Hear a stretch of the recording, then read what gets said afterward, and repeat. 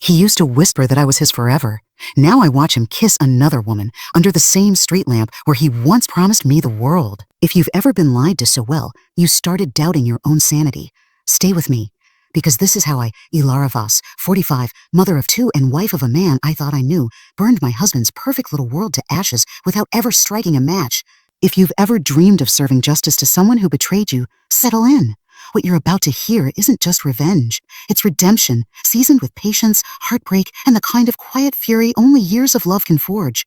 Before we begin, hit that subscribe button and ring the bell. I want to know who's in our justice-seeking community, so drop a comment and tell me where you are watching from. I met Gareth Voss 20 years ago at a charity gala in downtown Boston. He was 30, all confident smiles and rolled-up sleeves, a man who looked like he could fix anything. I was 25, an art teacher with paint under my nails and optimism in my veins. He said I was a burst of color in his gray world. I didn't realize then that he meant it literally, because he'd spend the next 2 decades draining every hue out of me. Our home was a tall brownstone with ivy strangling its sides. Inside, I had 2 children who smelled of crayons and strawberry shampoo, and a husband who always came home late, but kissed my forehead like an apology. For years, I believed work swallowed him. Clients, dinners, deadlines.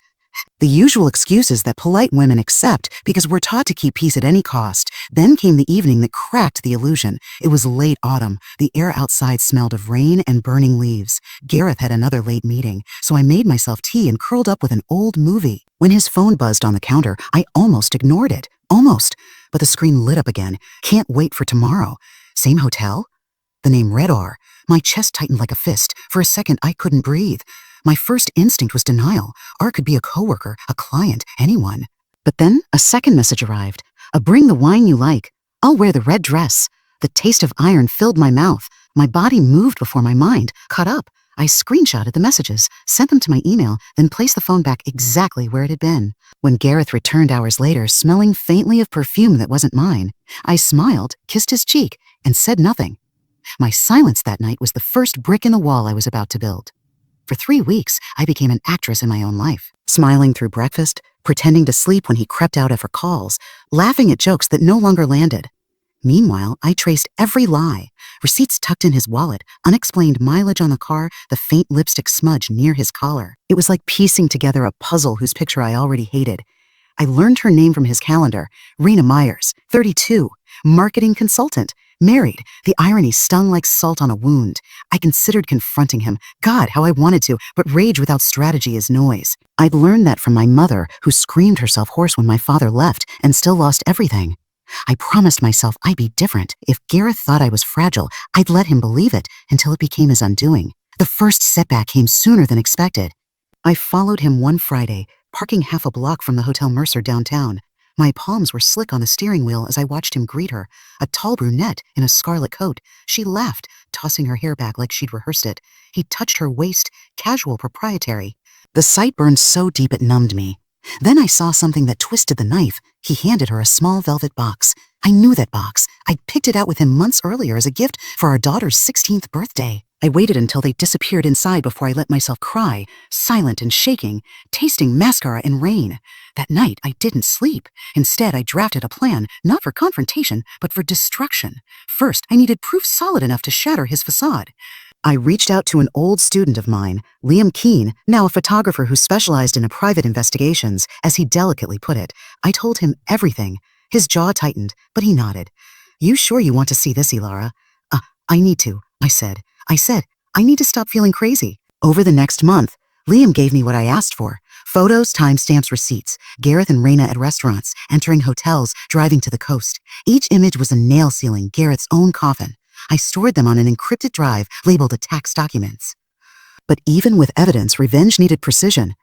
Gareth was the CFO of a tech company. Image meant everything. He also prided himself on being a family man investors could trust. I wanted the exposure to come not as a scandal, but as a rot creeping from within his empire. My hidden victory came unexpectedly. While syncing our home laptop, Gareth accidentally left his business login saved. A portal to his professional life opened before me like Pandora's box. I didn't use it yet, but I knew I would. Every act of deceit he committed, I matched with control. While he slept, I studied. I learned who his partners were, which investors mattered most, how clean his emails had to appear. Revenge, I realized, is an art form, and I was reclaiming my brush. There was one moment that almost broke me. Our son, Ethan, came home from college for Thanksgiving. At dinner, Gareth toasted to my beautiful wife, who stood by me through everything. His voice trembled with faux sincerity. My fingers clenched around the wine glass so hard I thought it might shatter. Ethan smiled, unaware. My daughter Lila squeezed my hand under the table. She saw the crack in my mask, maybe even knew. Later that night, she found me in the kitchen, eyes swollen. Mom, she whispered, you don't have to pretend. Her words pierced deeper than any betrayal. For the first time, I considered what revenge would cost, not just Gareth, but me. Yet the thought of letting him walk away unscathed felt worse. Betrayal demands balance. I intended to restore it. Liam was perfect for documenting the affair, but I needed a professional for the deeper, more strategic work. I walked into Avery Investigations and met Valentina Avery, a woman whose gaze felt like it could strip away layers of lies. You're sure you want to know everything? She asked, leaning back in her chair. I don't want closure, Valentina. I want clarity, I replied, and I want to know everything about her professional history, her weaknesses, her husband. Within a week, she handed me a folder thicker than I expected. Receipts, hotel bookings, transfers from our joint account. He had even given her jewelry using my birthday money. Valentina had also dug deeper, unearthing Raina's professional misconduct. Ghosted clients, unpaid bills, a trail of professional deceit. She also confirmed her husband's name, Cassian Myers. This wasn't just about betrayal anymore. It was about building a case. The next phase began with Raina directly. I tracked her social media, a gallery of curated perfection. People like her crave validation, so I gave her what she wanted. Under a pseudonym, I started engaging with her posts, compliments, deisms, harmless at first. Then one evening, she mentioned an upcoming business trip to Miami. The same week, Gareth told me he'd be in Denver for a summit. I booked a ticket to Miami too, quietly. Sitting 2 rows behind them on the plane, I listened to them giggle like teenagers. The humiliation burned, but beneath it was calm resolve. Watching them was the last push I needed. At the hotel, I didn't confront them. Instead, I slipped a sealed envelope under their door. Inside, printed photos of them together, a flash drive with videos Liam had captured, and a note, consider this a warning shot. Families deserve truth. I signed it simply, a friend. The next morning, Gareth called me from Denver, voice shaky. Lara, something weird happened at the hotel. I think someone's blackmailing people. I said softly. You should be careful, love. My reflection in the mirror smiled back, steady, unrecognizable. For weeks afterward, tension crept into our home. Gareth was distracted, paranoid, flinching at every unknown number. Raina deleted her accounts. It wasn't enough yet, but cracks had begun to show. But before the final blow, I wanted something else, my voice back. So I started a small YouTube channel called Echoes of Ilara. I told stories, not about me, but about women like me. Each episode opened with a line I repeated like a mantra. You may have been forgotten, but you are not finished. It started as therapy. Then, to my surprise, it grew. Thousands of women commented, curtailing my story. One wrote, I'm left because of you, another said. Their courage fed mine. And then one night, he found the channel. He stood by the doorway holding his phone, eyes wide. You made this? Ilara, why would you talk about this stuff online? I looked up from my laptop, calm. Because people listen. He frowned. People might think you're talking about us. Are you worried about what they might think? I asked, or what they might learn? He didn't answer, just stared at me like he was seeing a ghost that refused to stay buried. The true breaking point came when Gareth's company prepared for a major merger worth millions. His spotless reputation was essential. I waited until the press release date, when every eye in the industry was on him, and then, using his own saved credentials, I forwarded select personal files to the board of directors. I didn't include everything, just enough. Hotel invoices, private messages sent from his work email, a couple of photos labeled a business retreat. No accusations, just evidence that spoke for itself. That night, Gareth stormed into our bedroom, face pale. Did you see my laptop? Someone hacked into my account. I looked up from my book. That sounds awful. Maybe you should call it. He stared at me, searching for guilt, but I'd buried that long ago. He slept restlessly, mumbling, waking with a start at every sound. I watched him, detached. The same man who once snored contentedly beside me now flinched like prey. Justice, I realized, doesn't always roar. Sometimes it whispers. A week later, the company announced an internal ethics investigation. Gareth's position was temporarily suspended. The investors withdrew. The merger crumbled. Watching the news felt surreal. I'd imagined satisfaction, but what I felt was quieter, like standing in snowfall after a storm. He came home that evening, eyes bloodshot. Lara, they think I leaked confidential information. Someone sent them private emails, me and a client, and now they're questioning everything. Were they business emails? I asked. He hesitated. Not exactly. He nodded slowly. Then maybe they have a point. He slammed the wall. You don't understand. This could ruin me. I met his gaze. Steady. You already did that yourself. The silence after those words was deafening. He left the house that night, suitcase in hand, muttering something about staying at a friend's. I didn't ask which one. When the door closed, I stood in the hallway breathing in the quiet. The air smelled of lemon cleaner and freedom. My body shook, not from fear, but from release. For the first time in years, I wasn't performing, but it wasn't over. Men like Gareth always land on their feet. I needed to make sure this lesson stayed carved into his soul. It was time for the final, personal humiliation. The scene came together on our anniversary, our 20th. He suggested dinner, desperate to maintain some semblance of control. I said yes, wearing the same dress from our first date, not to rekindle, but to reclaim. I knew he'd invited Raina to prove to her that he still had command over his life over me. The restaurant shimmered with soft light.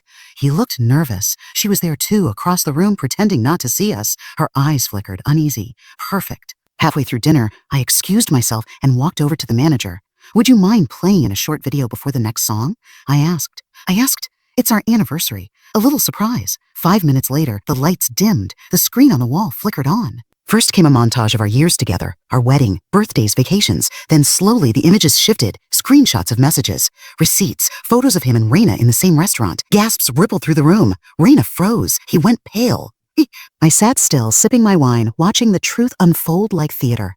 When the lights came back on, the room was silent except for the clinking of one glass tipping over. He stood up, trembling.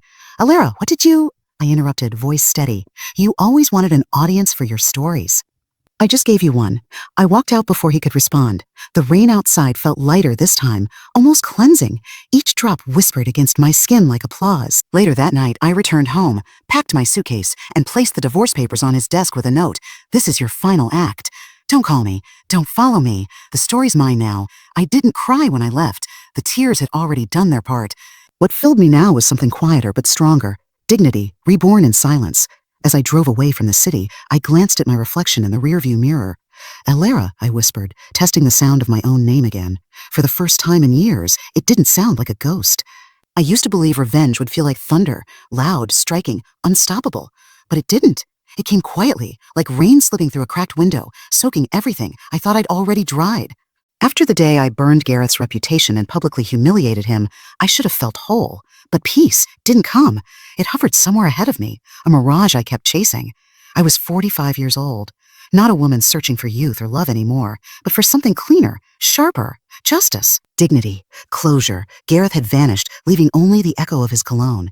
He was living with Raina, I'd heard, her suburban home, the one she used to brag about as her sanctuary. I laughed when I thought of them together. Two people drunk on their own lies, playing house inside a glass bubble I was ready to shatter. For weeks, I stayed silent. That was the cruelest kindness I could offer. Silence. I wanted them to believe I had moved on, that my revenge had ended with exposure. But it hadn't even begun.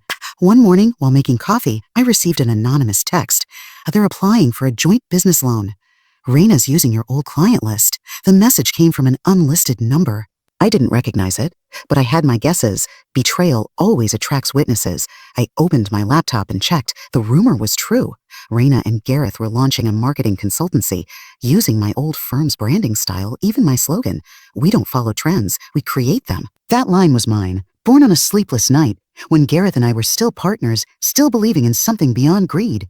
Now it was plastered across their website like a stolen crown. I stared at the screen until my reflection blurred. Then I whispered to myself, all right, let's finish what we started. The plan came together slowly, patient, surgical, like suturing a wound so it heals into something stronger. First, I reached out to old contacts from the industry, clients, investors, a few journalists. I didn't ask for favors. I only shared the truth gently, like sliding a knife between ribs. I just thought you should know. I'd say, Raina and Gareth are trying to represent your brand using plagiarized material, much of it lifted from my confidential archives. And then I'd attach proof. Screenshots, file timestamps, logo drafts, word spread like wildfire in polite company. The kind that doesn't burn openly but smolders behind emails, over cocktails, and in boardrooms. Within 2 weeks, their big launch sponsor pulled out. Within 3, a journalist from the Business Review contacted me, asking if I wanted to comment on a developing intellectual theft scandal. I declined the interview, but sent her something better, a leak. A short anonymous dossier outlining Raina's professional misconduct over the years, ghosting clients, pocketing unbilled payments, manipulating interns. Every word was true, every receipt real. By the time the article dropped, the title read, "A Behind the Gloss, the Hidden Face of a Rising PR Duo." Their photos were right there, Gareth and Raina, side by side, smiling like nothing could touch them. But oh, something already had. I'll never forget the first time I saw their downfall begin in real time. It was late afternoon when I stopped by a cafe across from Raina's office. She didn't know I was there, of course. I watched through the wide glass window as she stormed out, her face pale, phone pressed tight to her ear. Her perfect curls bounced wildly as she shouted into the receiver. And Gareth, he came after her a few seconds later, jaw tight, eyes blazing. I could almost read his lips. "You said you handled it." Raina shoved him. People stared. Cameras lifted. The performance of the golden couple was cracking open, and I had front row seats. The metallic tang of my espresso lingered on my tongue as I watched. My hands trembled slightly, not from guilt, but from something primal, satisfaction. A feeling I had denied myself for far too long. They both deserved this. Every ounce of it. A week later, Raina called me. Her voice, usually sweet as poisoned honey, now rasped with desperation. "Ilera, I know what you did," she said. "I didn't deny it. Then you also know why. You ruined my career," she snapped. "For what? A man? He's not even worth it." I laughed softly, almost pitying her. "Oh, Raina, you think this is about him? No, this was about me. About every time you smiled at my pain. About every moment you told me I was too old to matter." Silence. Then her voice cracked. "You won't win, Ilara. People forget scandals. They always do." "Then I'll remind them," I said, and hung up. That was the last time we ever spoke. Gareth lasted a little longer. He tried to salvage what was left of his charm, reaching out to mutual friends, spinning his usual sob stories about being caught in the middle of two emotional women. But reputations are like glass. Once shattered, you can glue them back together, but the cracks never disappear. Soon, he was blacklisted from 3 major agencies. Then his name quietly disappeared from company websites, portfolios, and conference guest lists. It was as if the world itself had decided to erase him. And yet, victory didn't taste like I thought it would. It wasn't champagne and laughter. It was quieter, lonelier. Some nights I'd walk through the park alone, watching streetlights flicker in puddles. I'd think about the woman I'd been before the betrayal, kind, trusting, soft around the edges. She was gone now.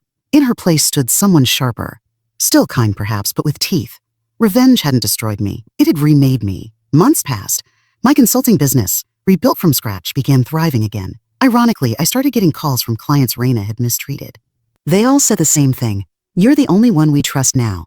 Trust, that word once broken, now sounded like gold. I hired younger women, interns who reminded me of myself 20 years ago. I trained them not just to work hard, but to see the world for what it was. I told them, a kindness is a virtue. But blind faith? That's a cage.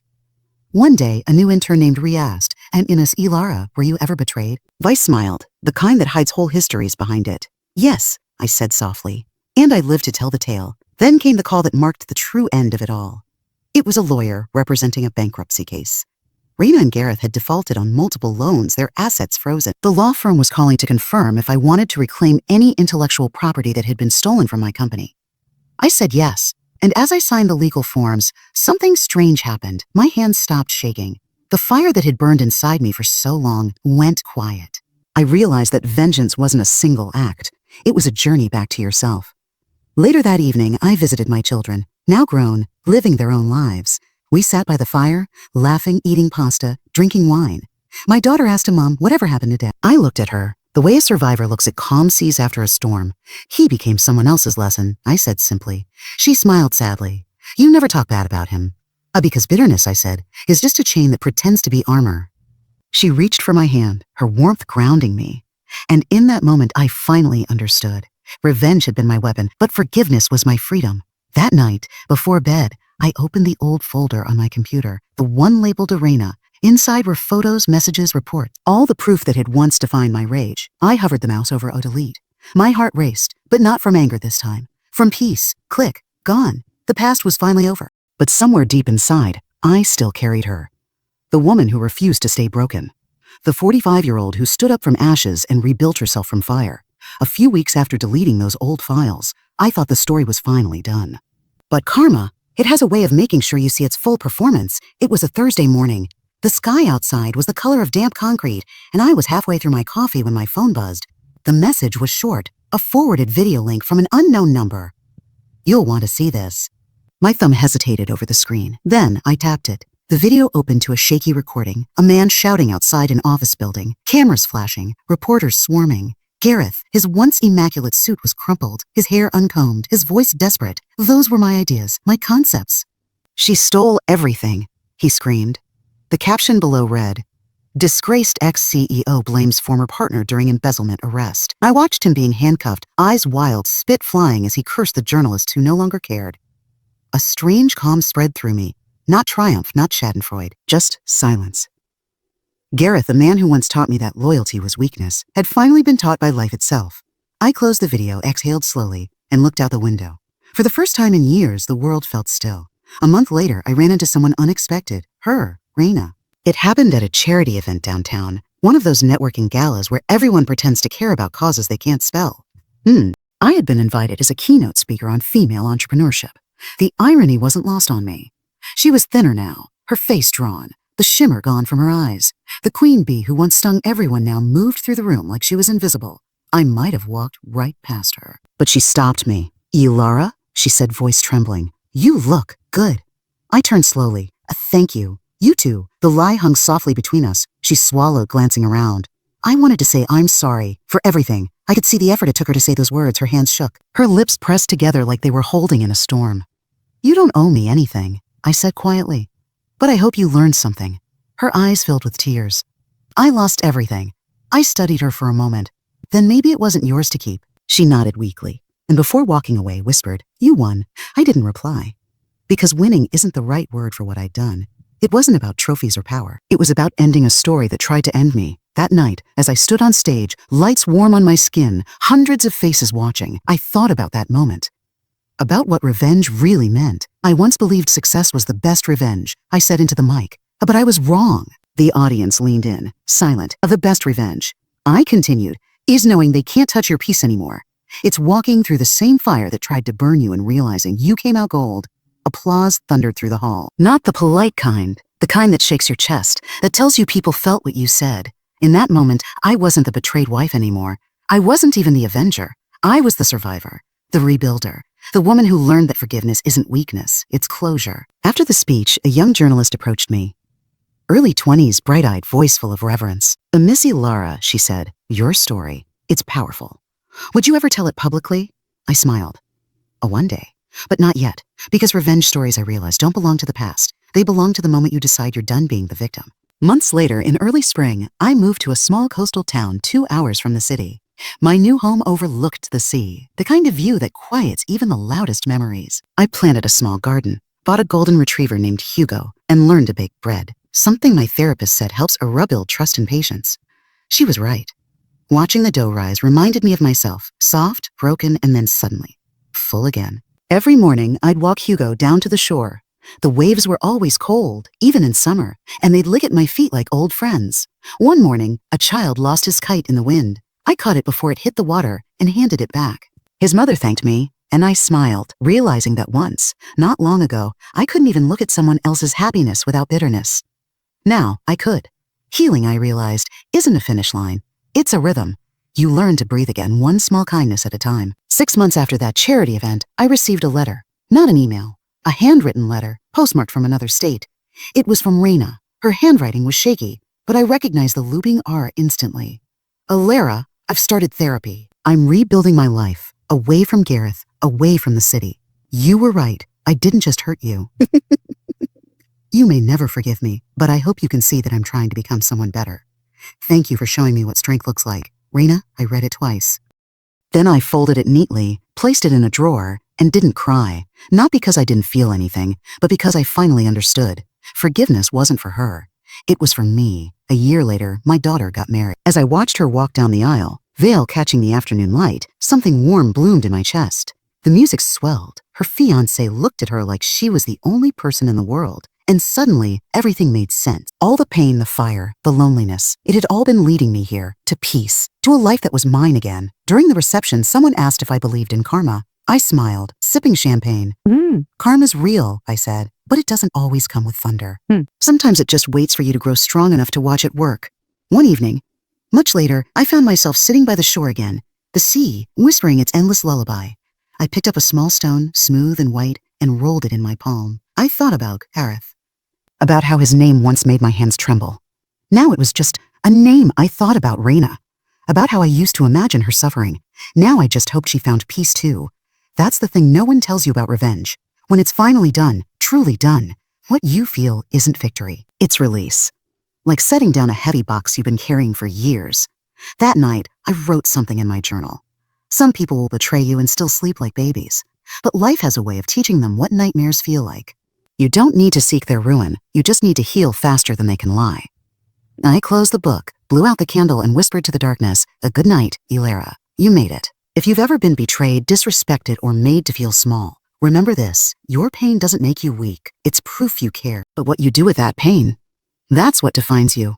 You can let it consume you, or you can use it to build something unbreakable.